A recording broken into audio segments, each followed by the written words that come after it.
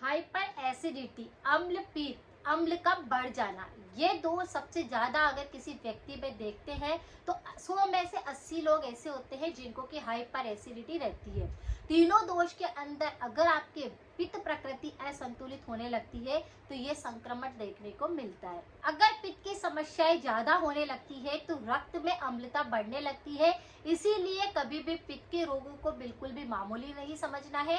उसके लिए आपको तुरंत ही आपको रेमेडी करनी है जिससे कि पित्त की समस्याएं तुरंत ही सही होने लग जाए। जब रक्त के अंदर अम्ल बढ़ने लगता है तो रक्त विकार पैदा होने लगते हैं और उसकी वजह से शरीर में कई दोष और आने लगते हैं, कई बीमारियां पैदा होने लगती है।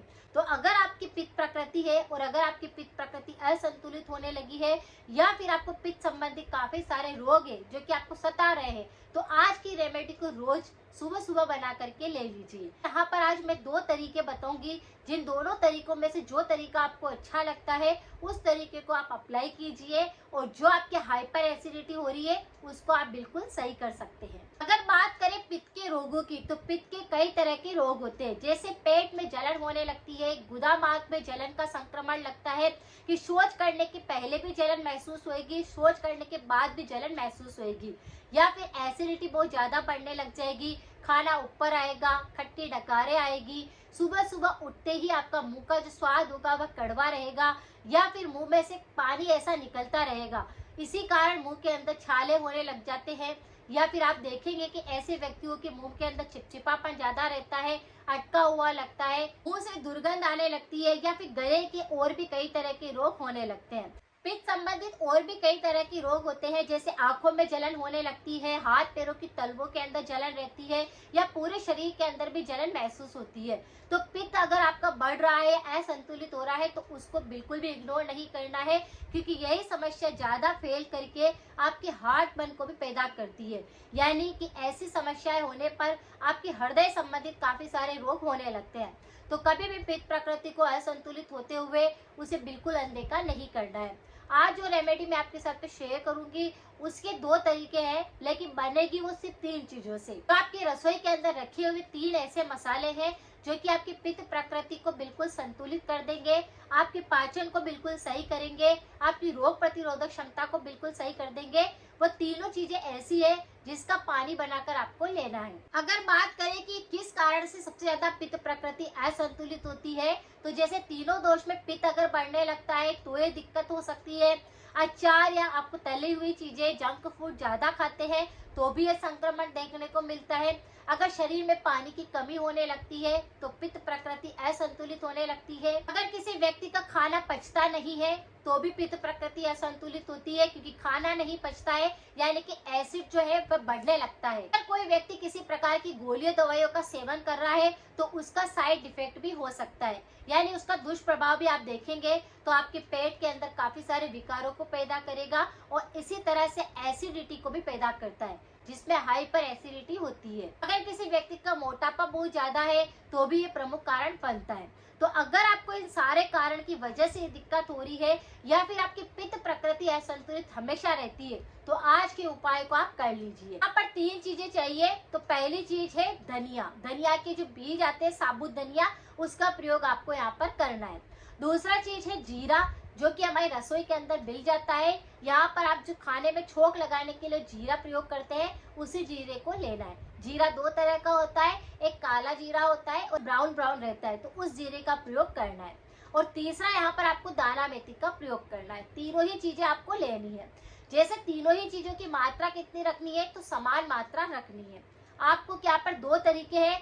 एक तरीका तो यह है कि आप 1 चम्मच भरकर अगर धनिया के बीज लेते हैं, 1 चम्मच आप दाना मेथी को लेते हैं और 1 चम्मच ही अगर आप जीरा लेते हैं तो उसे रात को एक मिट्टी के बर्तन के अंदर आपको उसे भिगो देना है, पानी भरकर 1 गिलास, और उसको अच्छे से भिगो करके रख देना है। सुबह उसको अच्छे से मसल लेना है और फिर उसको छान लेना है।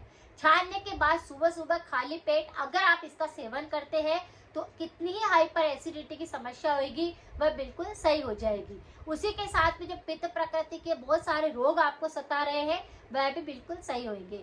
इससे आपका पाचन सही ढंग से काम करने लग जाएगा, आपके पाचन संबंधी जितने विकार होंगे वह सही होंगे, रोग प्रतिरोधक क्षमता बढ़ने लग जाएगी और शरीर काफी ज्यादा ऊर्जावान बन जाएगा। तो इस तरह से इसका पानी बनाकर सुबह सुबह खाली पेट आप ले सकते हैं।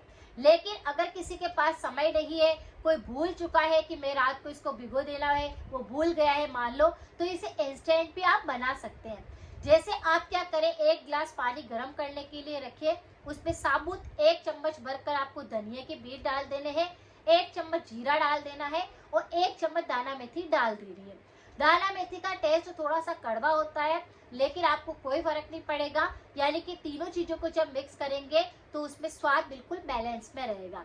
फिर आप पानी को अच्छे से बॉईल कर लीजिए और फिर उसको ठंडा कर लीजिए। यानी यहाँ पर अगर आप पानी को बॉईल करते हैं तो उसे थोड़ा ठंडा करके फिर आराम से धीरे धीरे करके उसको पी सकते हैं। लेकिन अगर आप रात को भिगोकर इसको लेंगे तो वो ज्यादा फायदा पहुंचाता है। लेकिन किसी के पास टाइम नहीं है तो आप इस तरह से बॉईल करके उसे ठंडा करके भी पी सकते हैं। यह आपकी बहुत सारी बीमारियों को ठीक करेगा। आप इससे आप फर्क महसूस करेंगे। यानी कितनी ही हाइपर एसिडिटी थी, बहुत ज्यादा जलन महसूस होती थी आपको, चाहे खाना खाया है उसके बाद जलन हो रही है, चाहे खाना खाने से पहले जलन हो रही है, इस सब चीजों पर काम करता है। तो इसका सेवन आप कर सकते हैं। इससे आपका जो एसिड होगा वह बिल्कुल कंट्रोल होने लग जाएगा, जिसकी वजह से शरीर के और भी कई तरह के रोग होंगे वह बिल्कुल ठीक होंगे। धनिया के बीज के अंदर इतने सारे एंटीऑक्सीडेंट होते हैं, ये तीनों दोषों पर काम करता है। इसीलिए पित्त प्रकृति अगर किसी की संतुलित नहीं होती तो उसको संतुलित करता है। अगर दाना मेथी की बात करें तो दाना मेथी के अंदर भी काफी सारे न्यूट्रिशन होते हैं, इसीलिए ये हमारे शरीर के लिए, पाचन के लिए, पेट के लिए और जितने भी अगर हमारे शरीर के अंदर रक्त संबंधी विकार होते हैं उस पर काम करती है। या गोलियां खाते हैं तो वह उनकी छूटने लग जाएगी। यानी ये मोटापे को भी कम करता है, डायबिटीज को ठीक करता है, शरीर में ऊर्जा को बढ़ाता है, थायराइड को ठीक करता है। अगर आपके हार्मोन्स इम्बैलेंस हो गए तो उसको सही करेगा। दाना मेथी काफी सारे विकारों पर काम करता है, तो इस तरह से दाना मेथी को डालना है। तीसरा चीज जीरा, तो जीरे में भी काफी सारे एंटीऑक्सीडेंट होते हैं। ये हमारे सब्जी में, मसाले में छोंक लगाने के लिए तो काम आता ही है, लेकिन हमारे शरीर के काफी सारे रोग इससे दूर रहते हैं। अगर आप जीरे का 1 चम्मच भर करके भी प्रयोग करते हैं तो आपके शरीर में काफी सारे हार्मोन्स बैलेंस होने लगते हैं। आप में शरीर में जो मोटापा बढ़ रहा है वह सही होने लगता है। अगर महिलाओं के पीरियड्स अनियमित होते हैं तो वह सही होने लगते हैं। शरीर में अगर दर्द बहुत होते हैं तो उसको खत्म करता है और पित्त दोषों पर तो ये रामबाण का काम करता है। तो बस तीनों चीजों को आपको इसमें डालना है। इसमें सब में एंटीऑक्सीडेंट की बात करें तो इनमें सब में potassium, magnesium, calcium, iron, zinc काफी सारे होते हैं, जिसकी वजह से हमारे शरीर में ये जाकर के पित्त संबंधित रोगों को बैलेंस करते हैं और उनसे जितने भी विकार पैदा होते हैं उनको कंट्रोल करने में मदद करते हैं। तो बिल्कुल नेचुरल रेमेडी है, आप इसका प्रयोग कर सकते हैं। 100 में से 80 लोग अगर पित्त संबंधित रोगों से परेशान है तो इस रेमेडी को करिए, इसे शेयर करिए ताकि लोगों को आराम हो सके, पित्त प्रकृति उनकी संतुलित हो सके। अगर किसी व्यक्ति को गले संबंधित काफी सारे रोग होते हैं तो उस पर मेरी प्लेलिस्ट है, आप एक बार जाकर उन रेमेडी को जरूर देखें, 100% इफेक्टिव है। हमेशा ध्यान रखिए कि कोई सी भी बीमारी अगर आती है तो हमें परहेज करना रहता है, हमारी डाइट को थोड़ा सा देखना रहता है कि हम किस तरह की डाइट ले रहे होते हैं।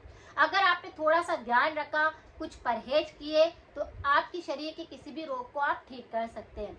अगर आपकी हाइपर एसिडिटी की दिक्कत है तो आपको परहेज क्या करना है, अचार का प्रयोग बिल्कुल नहीं करना है, ऐसी चीजों का प्रयोग नहीं करना है जिसमें अम्ल वैसे भी ज्यादा हो, इन चीजों का प्रयोग आपको नहीं करना है। हो सके तो आपको तला हुआ बिल्कुल नहीं खाना है, पैकेट वाले आइटम का प्रयोग नहीं करना है। कोल्ड ड्रिंक तो आपके लिए बहुत ही ज्यादा हानिकारक रहेगी, इसीलिए आप इसका सेवन बिल्कुल ना करें। शरीर में कुछ ध्यान भी रखें कि पानी की कमी बिल्कुल ना आने दे, पानी बार बार आप लेते रहे, जिससे कि एसिड की मात्रा शरीर के अंदर संतुलित हो जाए और एसिड बढ़े नहीं, जिसकी वजह से पाचन सही काम करने लग जाए और खाना अगर सही ढंग से पचने लग गया तो ये बीमारी फिर नहीं आती। तीनों दोष भी संतुलित रहते हैं। कुछ परहेज किए, कुछ सावधानी रखी तो शरीर में किसी भी प्रकार का रोग फिर नहीं आता।